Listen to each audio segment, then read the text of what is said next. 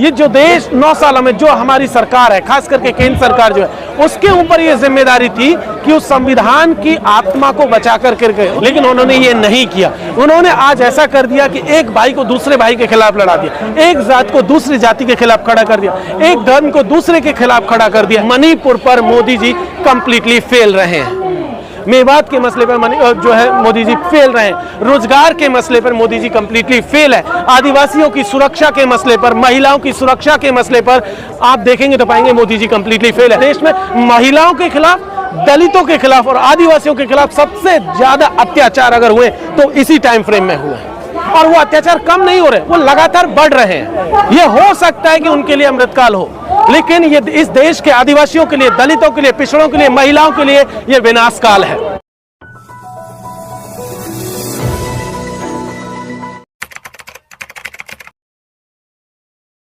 संसद जो है वो किसी भी देश की दरअसल आत्मा है। एक ऐसी संसद का मतलब सिर्फ कोई चार दीवारी या कोई इमारत का नाम संसद नहीं है। संसद दरअसल उस जगह को हम लोग कहते हैं जहां देश के मूलभूत सवालों पर जहां चर्चा होती है, जहां एक हेल्दी बहस होती है और जहां से ये तय किया जाता है कि इस देश को आगे कैसे ले जाना है, उसका मुस्तकबिल किस तरीके से आगे बढ़ेगा, इसको चर्चा होती है। साथ ही साथ ये भी चर्चा होती है कि हमारे पुरखों ने जो संविधान बनाते वक्त जो सपना देखा था, उस सपने को पूरा करने के लिए हम क्या क्या कदम उठा सकते हैं, उन कदमों को उठाने के लिए जो निर्णय लिए जाते हैं उस जगह को हम लोग संसद कहते हैं। और ऐसे में हम लोग लगातार देख रहे हैं कि पिछले कई सालों से ये देखने को मिला है कि जो सरकार जिसके ऊपर ये जिम्मेदारी थी कि वो देश की संसद को चलाएगी, इस देश को चलाएगी, वो लोग लगातार इस चीज से भागते नजर आ रहे हैं। वो चाहे संसद के भीतर हो चाहे संसद के बाहर हो, तमाम मुद्दों पर आप देख लीजिए तो आपको वो भागते हुए नजर आएंगे। वो एकदम से चुप्पी साध चुके लोग हैं। ऐसे में यहाँ पर देश के पार्लियामेंट स्ट्रीट पर, जंतर मंतर के ऊपर इस देश के नौजवानों ने एक संसद लगाई है और उनका जो सवाल है वो है रोजगार का सवाल कि पिछले 8-9 साल पहले इस देश की चुनाव की जब घोषणा हो रही थी और उस घोषणा के दौरान ये कहा गया था कि इस देश के नौजवानों को प्रतिवर्ष लगभग 2 करोड़ का रोजगार दिया जाएगा। वो सवाल आज की तारीख में कंप्लीटली गायब है और वो मुद्दे को पूर्णतः जिस तरीके से भटकाया गया, उसी सवाल को वापस लेकर के इस देश के नौजवान 9 साल बाद फिर से यहाँ पर पार्लियामेंट स्ट्रीट थाने के ऊपर बाहर आए हुए। जी, तो लगातार जो देश में हो रहा है आजकल जो देखने को मिल रहा, चाहे मणिपुर हो या हरियाणा से खबर आ रही है, अभी एक दिन पहले दिल्ली से भी आई या मुंबई से जो आई है, जो एक जवान ने जो गोली चलाई है, तो ये कैसा माहौल बनाया जा रहा है? देखिए, इस देश को बनाते वक्त हमारे पुरखों का सपना था कि इस देश में तमाम जाति, धर्म और संप्रदाय के लोग, पंथ के लोग शांतिपूर्वक रहें, और वो जो सपना था उसका इस देश की प्रस्तावना में हम सब ने देखा, जिसकी पहली लाइन ही कहती कि हम भारत के लोग। उस हम में दरअसल यहाँ तमाम तरीके के लोग, जितने भी लोग यहाँ रहते आ रहे हैं, 140 करोड़ की आबादी, वो सब शामिल थी। लेकिन पिछले 8 सालों में ये जो देश 9 सालों में जो हमारी सरकार है, खास करके केंद्र सरकार जो है, उसके ऊपर ये जिम्मेदारी थी कि उस संविधान की आत्मा को बचा करके रखे, उसकी जो भावना है उसको बचा करके रखे, लेकिन उन्होंने ये नहीं किया। उन्होंने आज ऐसा कर दिया कि एक भाई को दूसरे भाई के खिलाफ लड़ा दिया, एक जात को दूसरी जाति के खिलाफ खड़ा कर दिया, एक धर्म को दूसरे के खिलाफ खड़ा कर दिया, एक गांव दूसरे गांव के खिलाफ, एक राज्य दूसरे राज्य के खिलाफ में आज की तारीख में खड़ा कर दिया। और उसी का नतीजा ये है कि जब हम मुंबई से जयपुर आने वाली ट्रेन के भीतर देखते हैं कि एक आरपीएफ का जवान, जिसके ऊपर यह जिम्मेदारी थी कि वो अपनी ट्रेन में यात्रा करने वाले यात्रियों की सुरक्षा करेगा, वो ये कहते हुए कि अगर इस देश में रहना है तो मोदी योगी को ही आगे जो है वोट देना है या उन्हीं को प्रेज करना है, ये कहते हुए सुना जा सकता है। ये कहते हुए अपने सहकर्मी, सीनियर सहकर्मी टीकाराम मीणा जी, जो उसी आरपीएफ में उनके साथ में उनके ऊपर भी सुरक्षा की जिम्मेदारी, उनको गोली मार दी जाती है और उसके साथ में 2-3 और लोग जो दाढ़ी से पहचाने जा सकते थे, जो मुसलमान थे, जिनकी दाढ़ियां थी, उनको भी चुन चुन करके 2 अलग बॉगियों में मार दिया गया। इसी तरीके से हमने देखा कि जिस तरीके से मेवात को पिछले 2 दिनों से जलाया जा रहा है, वो भी हम सब ने देखा। ये दरअसल टोटली जो है राजस्थान सरकार और हरियाणा की सरकार का, राज्य सरकार का फेल्योर था कि जो नासिर और जुनैद के जो हत्यारे थे, जिन्हें पुलिस ढूंढ रही थी, वो खुलेआम आकर के वीडियो रिलीज करते हैं और कहते हैं कि वो यात्राओं में शामिल हो गए, और उसके बाद से मेवात पूरी तरीके से दंगों में झोंक दिया गया। इसी तरीके से हमने देखा कि मणिपुर को दंगों में पिछले 3 महीने से झोंका हुआ है कि मणिपुर का भी मामला इसी तरीके का, जहां इनको जिम्मेदारी थी कि वो राज्य चलाएंगे। इन्होंने कहा था डबल इंजन की सरकार है, राज्य को बेहतर तरीके से चलाएगी, लेकिन क्या हुआ, हाई कोर्ट की तरफ से एक वर्डिक्ट आता है कि मैतेई को भी उनको एसटी का स्टेटस दिया जाए, जबकि हाई कोर्ट का ये काम नहीं था।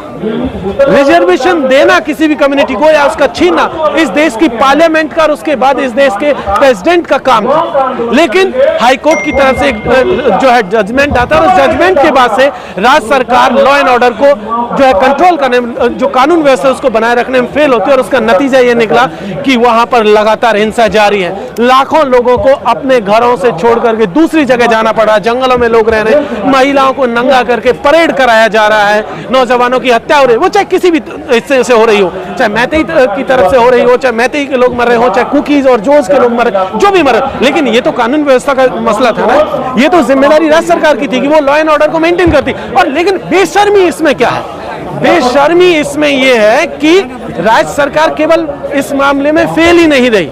आप देखिए कि उस वीडियो को आने के बाद में आप देखेंगे तो पाएंगे कि सरकार जो है, जो राज्य सरकार थी, जो मुख्यमंत्री बीरेंद्र सिंह है, उसको बचाने की कोशिश कर रही है। और सिर्फ बीरेंद्र सिंह को ही नहीं बचाया गया, अभी दरअसल जिस व्यक्ति ने वो वीडियो शूट किया गया था, जिन्होंने उस वीडियो को रिकॉर्ड किया गया था, अब उसके खिलाफ कार्रवाई करना शुरू कर दिया।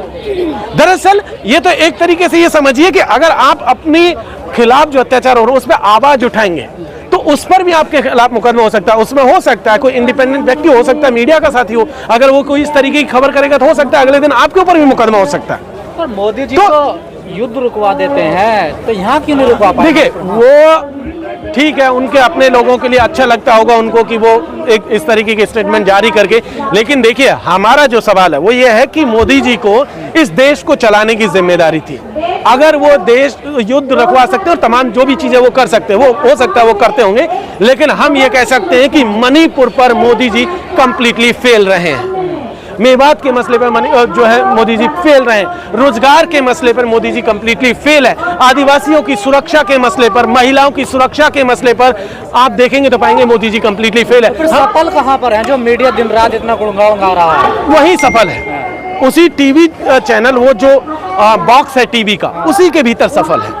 वो जो 4 लोग आपको टीवी में अंदर दिखते हैं उनके बीच में सफल है, बाकी आम जनमानस के बीच में सफल नहीं। अगर सफल होते तो आप देखते कि लगातार आप देखेंगे पाएंगे कि पिछले 8-9 सालों में, उससे पहले के रिकॉर्ड को देखिए एनसीआरबी का, उसके बाद का रिकॉर्ड को देखिए तो पता चलेगा कि इस देश में महिलाओं के खिलाफ, दलितों के खिलाफ और आदिवासियों के खिलाफ सबसे ज्यादा अत्याचार अगर हुए तो इसी टाइम फ्रेम में हुए हैं। और वो अत्याचार कम नहीं हो रहे, वो लगातार बढ़ रहे हैं। इसीलिए ये सवाल उठाना यहाँ से लाजमी है और ये कहना भी बहुत जरूरी है कि मोदी सरकार 9 साल में फेल हुई है, कंप्लीट फेल है, और जिसे हम लोग कहेंगे इनका अचीवमेंट एक है, वो है 0 अचीवमेंट। जैसे आपने कहा कि दलितों पर, आदिवासियों पर ज्यादा अत्याचार हुए इस दौर में, पहले जो राष्ट्रपति थे वो दलित थे और आदिवासी थे, इन पे भी तो सवाल खड़े होने। बिल्कुल सवाल है, राष्ट्रपति महोदया से एकदम सवाल है। और हम लगातार ये कह रहे हैं कि राष्ट्रपति महोदया जी, मैडम आपने, जब आप इस देश के सर्वोच्च पद पर आप विराजमान हुई थी, तब इस देश ने एक अलग उम्मीदों से आपको देखा था। महिलाओं की उम्मीदें थी कि उनको कुछ न्याय मिलेगा, आदिवासियों की उम्मीदें थी कि उन्हें कुछ न्याय मिलेगा, बहुजनों को उम्मीदें थी कि उन्हें कुछ न्याय मिलेगा, और एक महिला और एक आदिवासी एक ऐसे बैकग्राउंड से आती है जिन्होंने ये सब कुछ देखा, उनसे ये उम्मीद की जा रही थी कि देश को एक बेहतर दिशा देंगे। लेकिन लगातार हम लोग देख रहे हैं कि उनकी जो चुप्पी है, वो चुप्पी इस देश के लोगों को भारी पड़ती हुई दिख रही है।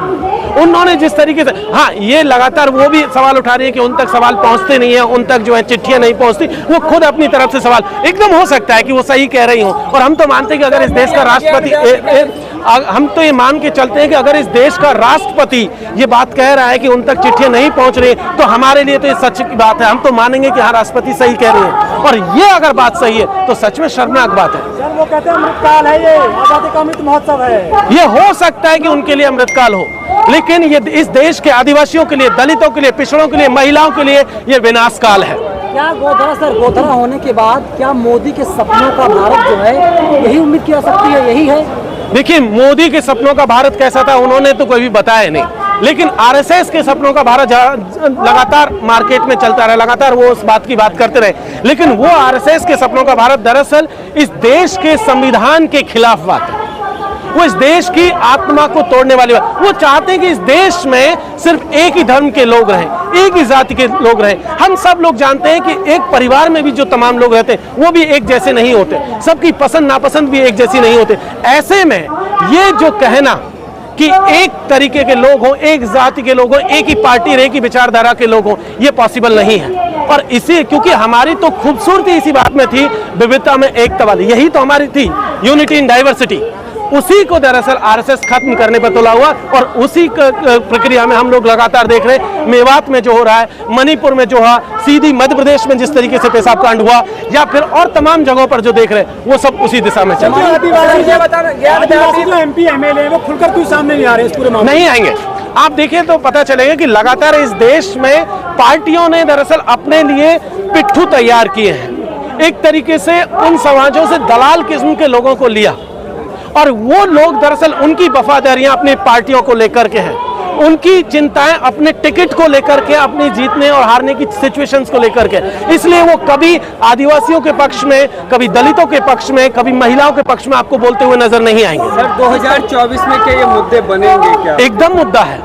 आप देखिए जी, जिस तरीके से आप देखेंगे पिछले हम लोग देख रहे हैं कि एक यूनिटी बनती हुई नजर है और वो यूनिटी इंडिया की यूनिटी, वो देश की यूनिटी दरअसल एक बनती हुई नजर है। और उसमें आप देखेंगे तो किस तरीके के मसले हैं, जैसे जाति जनगणना का मसला, ओबीसी समाज जो इस देश का जनसंख्या के हिसाब से सबसे बड़ा समाज है, वो लगातार कह रहा है कि हमारी जनगणना कराई जाए। जो बेसिक डिमांड है, वो जानना चाहते हैं कि आखिर हमारी हिस्सेदारी है कि नहीं, हम लोग हैं कितने, वो यही तो जानना चाह रहा है। वो कुछ और नहीं मांग रहा, वो सिंपल एक सवाल है कि भाई हमें हमारी गणना करा दीजिए, इतनी सवाल है। लेकिन मोदी सरकार लगातार पिछले सालों में बचती आ रही है। ऐसे में ये जो यूनिटी बनती हुई दिख रही है, उसमें पहला सवाल क्या है, यही सवाल है कि अगर वो सरकार आती है तो ओबीसी जनगणना बन रही है, इसमें दलितों की जो पार्टियां, मुख्य पार्टियां, इस यूनिटी में वो नजर ही नहीं आ रही, इनको तो दरकिनार कर दो, तो कैसी यूनिटी है? देखिए एक चीज, आप इसको जब इस बात को करेंगे तो ऐसा नहीं है। अभी पहली 2 मीटिंग्स हुई हैं, अभी और भी बहुत सारा। पहली मीटिंग में बहुत कम लोग नजर आ रहे थे, दूसरी में और कई लोग जुड़ गए। सुप्रीमो कह रही है कि हमें दरकिनार कर दिया गया है। एक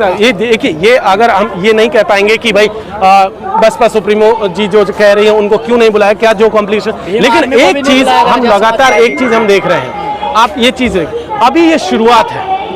आने वाले दिनों में आपको ये जो अम्ब्रेला है ये बड़ा होता हुआ नजर आएगा। उसमें भीम आर्मी से लेकर के बसपा से लेकर तमाम साथी जो भी पार्टियां हैं, और हमें उम्मीद है और हम उनसे भी अपील करते हैं जो एक बड़ा अम्ब्रेला लेकर के चल रहे हैं, जो बड़ा दिल दिखाना चाहते हैं, वो उनसे भी हम लोग की अपील यही है कि उन्हें भी शामिल किया जाए। इस देश के तमाम जो लोग बीजेपी और आरएसएस के खिलाफ लड़ते आ रहे हैं, उन सबको भी शामिल किया, चाहे बसपा हो, चाहे भीम आर्मी हो, चाहे और भी साथी जो भी अभी इस गठबंधन का हिस्सा नहीं, जो इसमें अभी हमें पिक्चर में नहीं नजर आ रहे, वो सब भी आने वाले दिनों में हमें पूरी उम्मीद है कि नजर आएगा। राजस्थान सबसे ज्यादा अत्याचार हो रहे हैं, पेट्रोल सबसे ज्यादा है राजस्थान में, SC/ST पर स्पेशली, कैसे रुकेंगे ये? देखिए ये बिल्कुल सही है कि राजस्थान, मध्य प्रदेश और उसके साथ साथ उड़ीसा, ये ऐसे स्टेट्स हैं जहां पर एट्रोसिटीज लगातार बढ़ती जा रही है। यहाँ की जो सरकारें हैं, इनसे भी वही सवाल है जो केंद्र सरकार से है कि आप दरअसल महिलाओं को, आदिवासियों को, दलितों को न्याय देने में फेल रहे हैं। हम सब ने देखा इंद्र मेघवाल का केस, डेल्टा मेघवाल का, जितेंद्र मेघवाल का केस, या नासिर और जुनैद का केस हम सब ने देखा, लेकिन अभी तक कोई न्याय हमें नहीं मिला। हम लगातार उनसे भी यही कह रहे हैं कि भाई जब तक हमें न्याय नहीं मिले, हमारी लड़ाई जारी है।